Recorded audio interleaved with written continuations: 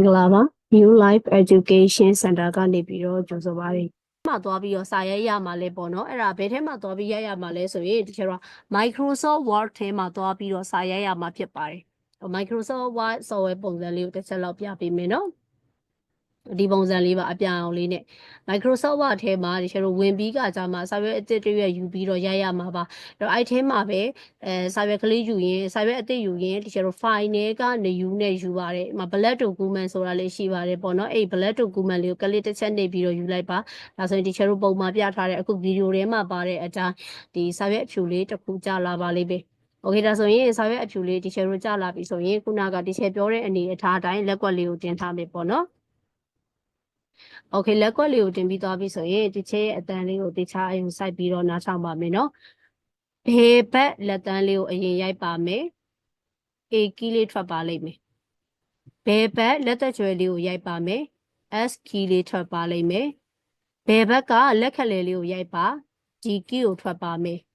ဘေးဘက်လက်ညိုးလေးကိုရိုက်ပါမယ် F ကီးလေးထွက်ပါလိမ့်မယ်။ဒါဆိုလို့ရှိရင်တီချာတို့အဲ့ဒါလေးရိုက်ပြီးသွားပြီဆိုရင်လက်မတင်ထားတဲ့နှစ်ဖက်ထဲကကိုကျွမ်းကျင်တဲ့လက်တစ်ဖက်ကိုနှိပ်ပါမယ်။အဲ့ဒါ space bar လို့ခေါ်တဲ့နေရာလေးခြေတာဖြစ်ပါတယ်။ဒါဆိုရင်ညာဘက်ကိုပါတစ်ခါလေးသွားပါမယ်။ညာဘက်ကလက်ညိုးလေးကိုတစ်ချက်ကိုနှိပ်ပါခြေလေးထွက်ပါမယ်။ညာဘက်ကလက်ခက်လေးကိုတစ်ချက်နှိပ်ပါ K လေးထွက်ပါမယ်။ညာဘက်ကလက်သက်ကျွဲလေးကိုနှိပ်ပါ L လေးထွက်ပါမယ်။ညာဘက်ကလက်တန်းလေးကိုနှိပ်လိုက်ပါစီမီကော်လန်လေးထွက်ပါလိမ့်မယ်ပြီးတော့ရင်ဒီချေတို့လက်စပေပါလက်မလေးနှစ်ခုတင်ထားတဲ့ထဲကကိုကျွမ်းကျင်ရလက်မလေးတစ်ချက်ကိုစပေပါလေးပုတ်လိုက်ပါရမယ်နော်အဲ့တော့ဒီချေတို့ကပုံမှန်လက်ကွက်တင်တဲ့အချိန်မှာရိုက်တဲ့ကီးထွက်မှာဒီ ASDF JKN စီမီကော်လန်ဆိုတဲ့အနေအထားထွက်ပါလိမ့်မယ်ဒါဆိုရင်အခုဒီချေပြထားတဲ့အတိုင်း ASDF JKN စီမီကော်လန်ဆိုတဲ့အကြောင်းလေးကိုမှတ်မိလောက်တဲ့အထီကိုအကြောင်း20လောက်ဖြစ်ဖြစ်ပေါ့နော်ရိုက်ကြည့်လိုက်ပါဒါဆိုရင်မှတ်မိသွားပါလိမ့်မယ်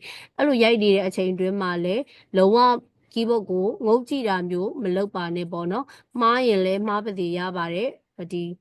ီပုံစံလေးတိုင်းပဲဆက်ပြီးတော့ရိုက်သွားပါမယ်ကဲဆိုလို့ရှိရင် ASDF JKN စီမီကော်လန်လေးကိုရိုက်တာကိုကအကြောင်း20လောက်ပြည့်သွားပြီဆိုလို့ရှိရင်တော့နောက်ထပ်လက်တစ်ခုကိုသွားပါမယ်ဒီတစ်ခါကျဒီချေတို့ကလက်တွေအပေါ်အောက်အတင်ချလောက်တာနဲ့စပြီးတော့သွားမှာဖြစ်ပါတယ်ဒါဆိုရင်ခုနကရှေ့မှာတင်ခဲ့တဲ့အတိုင်းလက်ကွက်ကလေးပေါ်ကိုလက်ကလေးအရင်တင်လိုက်ပါမယ်โอเคလက်ကွက်လေးတင်ပြီးသွားပြီဆိုရင်ဒီချက်အတန်လေးကိုပြန်ပြီးတော့နားထောင်ပါမယ်ဘယ်ဘက်လက်တန်းလေးကိုအရင်နှိပ်ပါsorry ဘယ်ဘက်လက်တန်းလေးကိုအရင်နှိပ်လိုက်ပါအေးထွက်ပါမယ်ဒါဆိုရင်ဒီကျတို့အဲ့ဒီလက်တန်းလေးကိုလေအပေါ်တဲတဲ့ကိုတက်ပြီးတော့ရိုက်ပါကီးဘုတ်ကိုဂုံးမကြည့်ပါနဲ့နော်ကိုယ့်ရဲ့စိတ်ခံစားချက်နဲ့အပေါ်တဲတဲ့ကိုတက်ပြီးတော့ရိုက်လိုက်ပါကျူလေးထွက်ပါလိမ့်မယ်ပြီးရင်အဲ့ဒီကျူရိုက်ပြီးတော့ရင်အဲ့ဒီလက်ကြီးကိုအဲ့ဒီကျူနေရာမှာပဲမထားခဲ့ပါနဲ့ထားခဲ့လို့မရဘူးသူ့နေရာသူငကိုရှိတဲ့အေနေရာလေးကိုလက်ကလေးကိုပြန်ပြီးတော့ရွှေ့ရမယ်နော်အဲ့တော့သူ့နေရာသူမှာတစ်ချက်လောက်ပြန်ရိုက်လိုက်ပါအေးထွက်ပါမယ်ပြီးရင်အဲ့ဒီလက်တန်းလေးကိုပဲတချို့တို့ညာဘက်အချမ်းလေးကိုလေအဆောင်ပြီးတော့အောက်ဘက်ကိုညာဘက်ကိုစောင်းပြီးတော့နည်းနည်းလေးစောင်းပြီးတော့ရိုက်လိုက်ပါဇက်ကလေးထွက်ပါလိမ့်မယ်ပြီးရင် paper လေးတစ်ချက်ပုံမယ်ပေါ့နော်လက်မလေးတင်ထားတဲ့ဟာကိုပြောတာပါโอเคဒါဆိုရင်ညာဘက်ကိုသွားမယ်နော်ညာဘက်မှာဆိုရင်လေဒီချေတို့ကလက်တန်းလေးကိုတစ်ချက်လောက်နှိပ်လိုက်ပါမယ်စီမီကော်လန်အပေါ်တက်ကိုတက်ပြီးတော့ရိုက်ပါမယ်ပြီးသူ့နေရာနဲ့သူပြန်ပြီးတော့ရိုက်ပါမယ်စီမီကော်လန်လက်ကလေးကိုနည်းနည်းလေးကားပြီးတော့ရိုက်လိုက်ပါရင်ဆောင်အဲ့တော့ဒီချေတို့ကနောက်ထပ်လက်ကွက်တစ်ခုလေ့ကျင့်မယ်ဆိုလို့ရှိရင်ထွက်ရမယ်ကီးဒီ AQAZ စပေပါစီမီကော်လန် B စီမီကော်လန်မြင်းဆောင်စပေပါရရပါမယ်ပေါ့နော်အဲ့မှာတခုပြောချင်တာဒီချေတို့ကကွန်ပျူတာကီးဘုတ်ကသူဖန်တီးထားတဲ့သူတိဆောက်ထားတဲ့ပုံစံလေးကအဆောင်လေးပါအဆောင်လေးဖြစ်ပါတယ်ကီးတွေအတဲမဟုတ်ဘူးပေါ့နော်ဒီချက်ပုံလေးတစ်ချက်လောက်ပြန်ပြမယ်ကီးအတဲမဟုတ်ဘူးမြင်ရလားမသိကီးတွေကသူကအဆောင်လေးတွေလာတာဒါကြပုံထဲမှာမလို့တိတ်မသိတာပြီးမြဲအပြင်မှာပို့ပြီးတော့သိတာပဲပေါ့နော်အဆောင်လေးတွေလာတာဖြစ်တဲ့အတွက်ဒီကျတို့ကအမြဲတမ်းတတိထားရမှာဘယ်ဘက်ကိုရိုက်မယ်ဆိုရင်တော့ तू ကဒီအတွင်းထဲကိုပေါ့နော်ညာဘက်ချမ်းကိုအတွင်းထဲကိုစောင်းပြီးတော့ဝင်ရိုက်ရတယ်ဒါပေမဲ့ညာဘက်ကလိုက်ကိုရိုက်မယ်ဆိုလို့ရှိရင်တော့ဘေးကိုကားပြီးတော့ရိုက်ရတယ်ပေါ့နော်အဲ့တော့အဲ့ဒါလေးကိုတော့တစ်ချက်လောက်တတိထားပြီးတော့ရိုက်ပေးစေချင်ပါတယ် तू ကကီးဘုတ်မှာပါတဲ့ကီးတွေကကို तू ကအဆောင်ပုံစံလေးတွေဖြစ်နေတဲ့အတွက်ကြောင့်မလို့ညာဘက်ချမ်းရိုက်တဲ့အချိန်အမြဲတမ်းလက်ကလေးကကားရိုက်ရတာဖြစ်ပါတယ်ကဲဒါဆိုလို့ရှိရင်လေဒုတိယအဆင့်ဖြစ်တဲ့ A2AZ စီမီကော်လန် B စီမီကော်လန်မြင်းဆောင်လေးကိုအကြောင်း20လောက်ရိုက်ကြည့်ပေးပါနော် ကဲအားဆိုလို့ရှိရင်နောက်ထပ်တစ်ဆင့်သွားမယ်နော်အကြောင်း20လောက်ရိုက်ကြည့်ပြီးသွားပြီဆိုလို့ရှိရင်ဒီချေတို့ကနောက်ထပ်လက်တစ်ချောင်းသွားပါမယ်ဒီတစ်ခါကျလက်ကွက်ကလေးပြန်တင်ပေးပါနော်လက်ကွက်ကလေးတင်ပြီးသွားပြီဆိုလို့ရှိရင်ဒီချေတို့လက်ကွက်တင်ထားတဲ့ဘယ်ဘက်ချက်အနေပဲစာရိုက်ပါမယ်ဘယ်ဘက်ကလက်သက်ကျွဲလေးကိုရိုက်ပါမယ်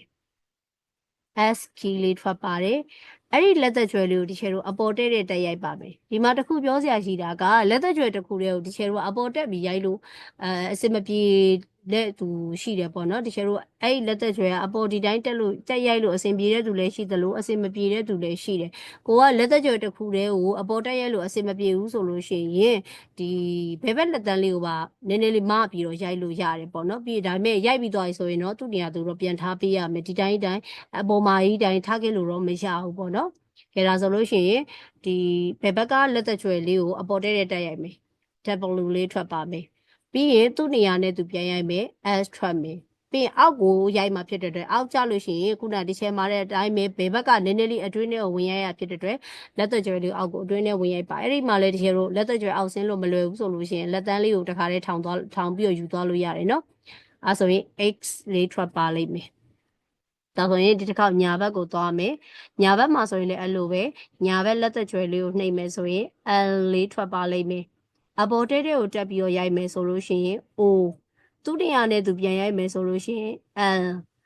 အောက်ကလေးကိုလက်ကလေးနည်းနည်းကားရိုက်မယ်ဆိုလို့ရှိရင်တော့ full stop PS paper လေးတစ်ချက်နှိပ်ဖို့မမေ့ပါနဲ့နော်အဲ့တော့တတိယကျင်းရမယ်အဆင့်လေးကတော့ SWSHLOR full stop ဖြစ်ပါတယ်အကြောင်း20လောက်ရိုက်ပြီးတော့လေ့ကျင့်ကြည့်ပါနော်အဲဒါဆိုလို့ရှိရင်နောက်ထပ်တစ်ခုပါလက်သက်ချွေလေးပြီးသွားပြီဆိုရင်တော့ဒီချေရိုဒီတကလက်ခက်လေလေးအစဉ်ရောက်ပါပြီဒါဆိုရင်ဘယ်ဘက်ကနေပဲအရင်စမယ်နော်ဘယ်ဘက်ကလက်ခက်လေလေးကိုတစ်ချက်လောက်နှိပ်ပါ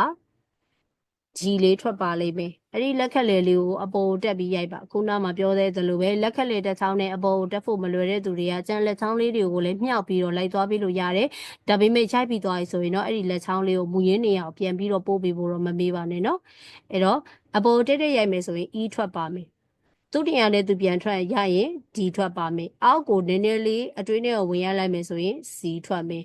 DEDC ပြီးတော့ရင်လက်မတင်ထားတဲ့ခလုတ်ကလေးတစ်ချက်နှိပ်မယ်အဲ့ဒါ space bar လို့ခေါ်ပါတယ်ဒါဆိုလို့ရှိရင်ညာဘက်ကိုသွားမယ်နော်ညာဘက်လက်ခက်လေလေးမှာကြတော့လက်ခက်လေလေးတစ်ချက်နှိပ်ပါမယ် K အပေါ်တဲတက်ပြီးရိုက်မယ်ဆိုလို့ရှိရင်တော့ I သူ့နေရာနဲ့သူပြန်ရိုက်မယ်ဆိုလို့ရှိရင်တော့ K အောက်ကလေးကိုလက်ကိုနည်းနည်းကားရိုက်မယ်ဆိုလို့ရှိရင်တော့ကော်မာပြီးရင်လက်မတင်ထားတဲ့ space bar လေးတစ်ချက်ကိုပုတ်ပါမယ်အဲ့တော့စတုတ္ထအချိန်မြောက်ရရမယ်အကြောင်းလေးကတော့ DEDCKIK ကော်မာဆိုတဲ့စာကြောင်းလေးဖြစ်ပါတယ်အကြောင်း30လောက်ရိုက်ပြီးတော့လေ့ကျင့်ကြည့်ပါနော်လို့ရှိရင်နောက်ထပ်တစ်ခုသွားပါမယ်နောက်ထပ်တစ်ခုကကြတော့ဒီချေတို့ကဒီအစင်လေးကကြတော့နည်းနည်းတော့များတယ်ပေါ့နော်လက်တစ်ဖက်ထဲလက်ညိုးလေးရဲ့တာဝန်ကတော့နည်းနည်းလေးများပါတယ်ပေါ့နော်အဲ့တော့ဒီချာလေးလိုက်မှတ်ပြီးတော့ရိုက်ပါကိုကဒီချေကဒီမှာတော့ဘယ်ရောညာရောနှစ်ဖက်လုံးရိုက်တာပြသွားမယ်ဒါပေမဲ့ကိုတကယ်လေ့ကျင့်တဲ့အချိန်မှာကိုက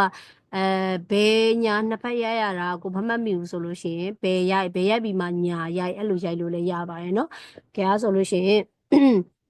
လက်ကွက်လေးအရင်တင်မယ်နော်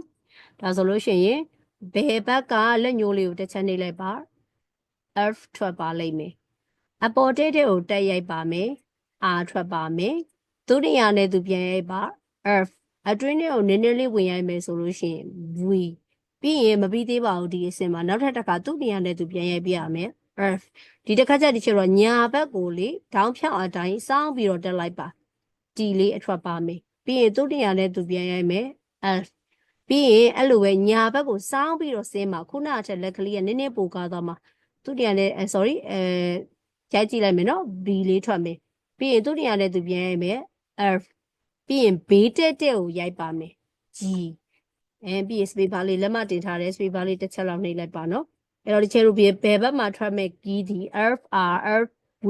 F D F B F G ဆိုပြီးတော့2 4 6 8 10စုစုပေါင်း10ချက်ရိုက်ရမယ်ပေါ့နော်အဲ့ဒါဘယ်ဘက်တစ်ချမ်းနဲ့ရိုက်ရမယ်ပုံစံဖြစ်ပါတယ်။နောက်ဒီချက်အခုဒီဘက်မှာတော့အခုဒီချိန်မှာတော့ဒီချက်ကညာရောပြပေးသွားမှာဖြစ်ပါတယ်။အဲ့တော့ကို့အနေနဲ့ဘယ်ရောညာရောရိုက်ရတာအဆင်မပြေဘူးဆိုလို့ရှိရင်ဘယ်အရင်ရိုက်ကြည့်ပါပြီးကြမှာညာရိုက်လေရတယ်ပေါ့နော်ဒီအဆင့်က။ကဲဒါဆိုလို့ရှိရင်ညာဘက်ကိုတစ်ချက်လောက်သွားမယ်နော်။ညာဘက်ကလက်ညိုးလေးကိုနှိပ်ပါမယ် J အပေါ်တက်ကိုတက်ရိုက်မယ်ဆိုရင် U ပါ သူ့နေရာနဲ့သူပြန်ရိုက်မယ်ဆိုရင် J အောက်ကလက်ကလေးကိုအတွင်းထဲကိုနည်းနည်းဆောင်းပြီးတော့ရိုက်မယ်ပေါ့နော်ထွက်ပါမယ်ပြီးရင်သူ့နေရာနဲ့သူပြန်ရိုက်မယ် J ဘယ်ဘက်ကိုဒီကျတော့မြင်းဖြောက်တစ်စောင်းမြင်းတစ်စောင်းပုံစံလေးတိုင်းတက်မယ်ပေါ့နော် Y သူ့နေရာနဲ့သူပြန်ရိုက်မယ် J ဘယ်ဘက်ကိုမြင်းအစောင်းလေးပုံစံလေးတိုင်းဆင်းပါမယ်တခုံး N လေးပေါ့နော်ပြီးရင်သူ့နေရာနဲ့သူပြန်ရိုက်မယ် J ပြီးရင်ဘေးတက်တဲ့ကိုရိုက်ပါမယ် H ပြီးရင်လက်မတင်ထားတဲ့ space bar လေးတစ်ချက်ကိုပုတ်ပါအဲ့တော့ညာဘက်ချင်းကတော့ JU JM JY DN နဲ့ GH ဆိုပြီးတော့ကျတော့ရိုက်လို့ရပါမယ်ဒါကတော့ဒီကျတော့လက်ကွက်ရိုက်ရမယ်အစစ်ဘယ်နှစင်ဆိုလဲရှိရင်5စင်ဖြစ်ပါတယ်ကျတော့အဲ့ဒီ5စင်ကိုကျွမ်းကျင်ကျင်ကျစာရွက်ထဲမှာဒီ Microsoft Word ထဲမှာပေါ့နော်တစ်ချောင်းကိုအကြောင်း20လောက်ရိုက်ကြည့်ပေးပါပေါ့နော်ခြေကရိုက်ပြီးလို့ကျွမ်းကျင်သွားပြီဆိုလို့ရှိရင်မနေ့ပြန်ကြောက်လို့ရှိရင်ဒီလက်ကွက်ကိုရိုက်တာပို့ပြီးတော့ကျွမ်းကျင်အောင်လို့ဒီကျတော့ဒီဖန်တီးထားတဲ့ဒီ game နေနဲ့ပေါ့နော်ဖန်တီးထားတဲ့ software လေးတစ်ခုရှိပါတယ်အဲ့ software လေးကို make set ပေးပါမယ်အဲ့ဒီထဲမှာရိုက်ပြီးရင်ဒီအဲ့ဒီထဲမှာဆိုလို့ရှိရင်ကိုဘလောက်လက်ကွက်ဘလောက်နှုံနဲ့ရိုက်နိုင်လဲဆိုတာစစ်ဆေးလို့ရတဲ့အပြင်ကိုကျွန်တော်လက်ကွက်ရိုက်ကိုလည်းတခါလေးကျင့်လို့ရပါတယ်အဲ့ဒီ software လေးကိုလည်းဒီချိန်မိတ်ဆက်ပေးသွားမှာဖြစ်တဲ့အတွက်ကြောင့်မလို့အဲ့ဒီမတိုင်ခင်မှာဒီလက်ကွက်ကလေးကိုကျွမ်းကျင်အောင်ရိုက်ပေးထားစေချင်ပါတယ်ရိုက်ရမယ့်အစဉ်လေးက50ပဲရှိတာပါဖြည်းဖြည်းချင်းရိုက်လို့ရှိရင်မှတ်မိသွားမှာပါတော့အခုလက်ရှိလောလောဆယ်မှာတော့ရိုက်နေတော့တလန်းနဲ့ဆိုရင်တော့ဒီကီးတွေကတော့တန်းပြီးတော့မှတ်မိနိုင်မှာတော့မဟုတ်ဘူးပေါ့နော်ရိုင်ရင်နဲ့ဟိုမှတ်မိသွားလိမ့်မယ်ပေါ့နော်ဘယ်နေရာပဲဆိုတော့အုံနောက်ထဲမှာတတိတသက်ကြီးနဲ့မှတ်เสียမလို့ပဲနဲ့မှတ်မိသွားမယ်ဒါပေမဲ့သတိထားရမယ့်အချက်ရှိပါတယ်မျက်လုံးကမော်နီတာမှာပဲထားရမှာဖြစ်ပါတယ်လက်ကွက်ကြီးကိုတောက်လျှောက်ငုံကြည့်နေလို့မဖြစ်ပါဘူးမျက်လုံးဒီမော်နီတာမှာပဲထားရမှာဖြစ်ပါတယ်လက်ကွက်ကလုံးဝအောက်ကိုငုံကြည့်လို့မရပါဘူးအဲ့ဒါဆိုရင်တော့ကျွမ်းကျင်မှာမဟုတ်ပါဘူးเนาะ professional ကြကြကျွမ်းကျင်ခြင်းနဲ့ဆိုလို့ရှိရင်တော့မော်နီတာမှာအတက်နိုင်ဆုံးကြည့်ပါကီးဘုတ်လက်ကွက်ကိုကတကယ်တစ်ခေါက်လောက်ကြည့်ကျင်တယ်ဘယ်နားလေးပဲရောက်သွားမှမသိလို့လက်ကွက်လေးပြန်တင်ကျင်တယ်အဲ့လိုအခြေအနေမှာပဲကြည့်စေချင်ပါတယ်ကျေးဇူးတင်ပါတယ်